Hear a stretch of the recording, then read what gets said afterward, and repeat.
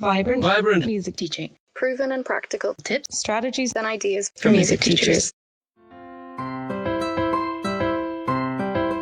This is episode 59 of the Vibrant Music Teaching Podcast. I'm Nicola Canton, and this is day 3 of the Studio Business Cleanse.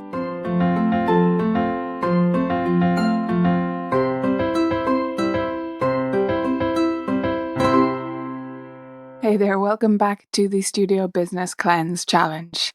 Every day this week, I'm giving you specific tasks and thinking points that you can use to improve your studio for a new year. So if you have a new term or a new year starting in September, this is the perfect time for you. And you can grab your cleanse workbook to look at these daily tasks in more detail and work through all of the things we're discussing at vibrantmusicteaching.com/cleanse. You can then go back and listen to the previous 2 days if you didn't catch them already. And if you have been following along so far, then I really hope you're enjoying it. Today, we're going to be looking at your superpower. Very exciting. So your superpower can be called different things. The more dry, boring version of this in business courses, certainly in my business classes in college, was your USP, your unique selling proposition. They're not exactly the same thing, but it's getting at the same idea. What is it that makes you different? And in the Studio Business Reboot course, which is inside the video library in the Vibrant Music Teaching membership site, I call this the UPST, and I won't tell you what that's an abbreviation for, but members will know, they'll be in on that.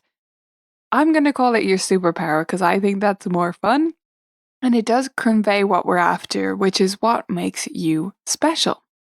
So there's a few different ways to think about this, but I want you to start from the visualization, which I got from Danny Thompson, who in turn got it from someone else, one of the big name marketers out there. Can't remember which one off the top of my head right now, but he talks about what people would say about you on the way home. In other words, they came to your studio for a visit, for a tour or an interview, and they get back in their car after the meeting and they're driving home. What would they say about you? Imagine the two parents, mum and dad in the car and maybe kiddo in the back seat. What would they be saying about your studio? What would make them excited about it? And what would you want them to say? So this is about what you stand for as a teacher, really. And I want you to think about 3 words, and you can fill these in your workbook, which you've got from vibrantmusicteaching.com/cleanse. You can fill those in as you go. I want you to write down 3 words that you would want them to say about you. Don't think about what you think they really would say for now. I want you to write down 3 words that you want them to say. And those words should not be nice or kind or friendly. They should be more specific than that, more interesting than that. Think superpowers, right? It's not about just things that every other piano teacher in town would call to mind.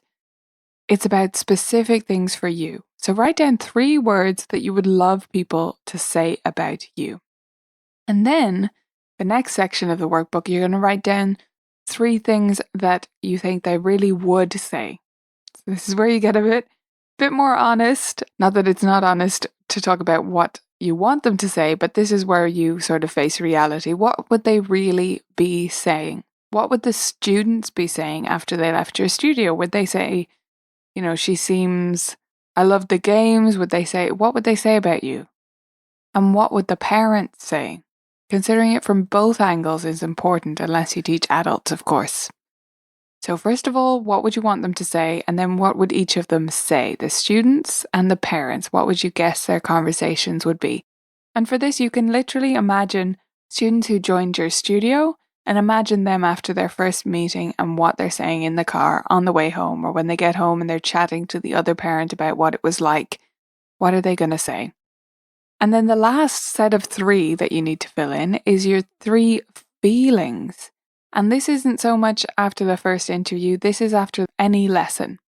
So what 3 things do you want your students to feel every time they leave your studio? And I'll tell you one of mine. The one that I'm going to tell you is competent. I want my students to leave feeling like they can do it, like they got this, like they know where they're going. So I want them to feel competent. But remember, I'm not going to tell you my other two, and remember that you only have 3.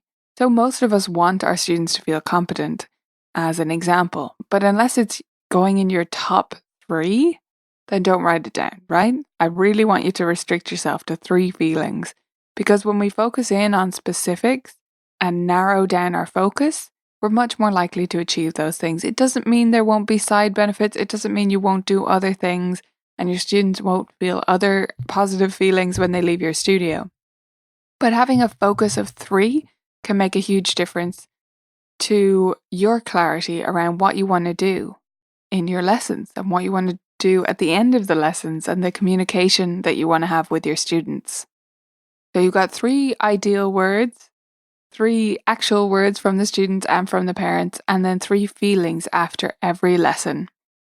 And then I want you to think about what makes you, you. What makes you different? So this is the real superpower factor.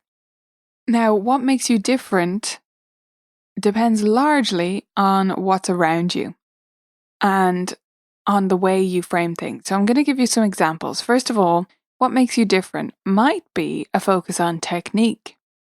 But I don't want you to write that down if you're just like, oh yeah, I care about technique. No. That's not a superpower.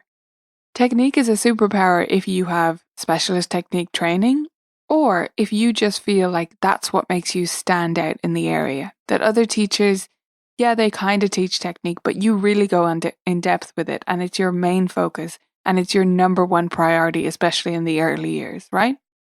So if that's how you feel, then maybe technique is your superpower. Maybe it's preschoolers. Preschoolers are one of my superpowers. I have several courses in VMT library about teaching preschoolers and tons of resources for them because it's something I specialize in. I'm really good at connecting with tiny little ones and guiding their learning in a way that's developmentally appropriate. And hardly anyone in Dublin teaches students that are that young. And if they do, they normally don't really specialize in it. They're just having a go. Nothing wrong with having a go, but they're not differentiating their teaching for that age group. That's really what I mean. And that's one of the things that makes my studio special. And I do get a lot of young beginner students that come to me because I'm the only one doing it, right? What about improvisation? Maybe that's your superpower. Maybe you include it in every lesson and it's one of your core focuses of your studio. Or maybe it's that your students get to compose. Or that you play games. Or maybe your superpower has to do with exams, and it could go either way in this case. It could be that you do exams and your students achieve great results, or it could be that you don't do exams. So again, this depends on your area and the people around you, because if everyone is doing exams, then you getting good results for your students in their exams is not a superpower. Unless you're the only studio in town where your students consistently get distinctions, right? So it has to be different. It has to be special. And there is something about your studio that's special. No matter how much you think you're normal or average, you're not. Something about you is different. You just have to find and uncover what it is. And once you do uncover what it is, once you go through the worksheet for today and the exercises for day 3, and uncover your superpower, it's going to affect how you market your studio and how you present yourself and the events that you do in your studio. So that's what we're going to look at tomorrow in day 4 of the cleanse. I hope you enjoyed day 3 and you've been enjoying the challenge so far. Once again, you can get the worksheets by going to vibrantmusicteaching.com/cleanse. So go forth, find your superpower, and I'll see you back here tomorrow. One quick final reminder that you can get your workbook and you want to grab it at vibrantmusicteaching.com/cleanse right now so that you can follow along on this journey.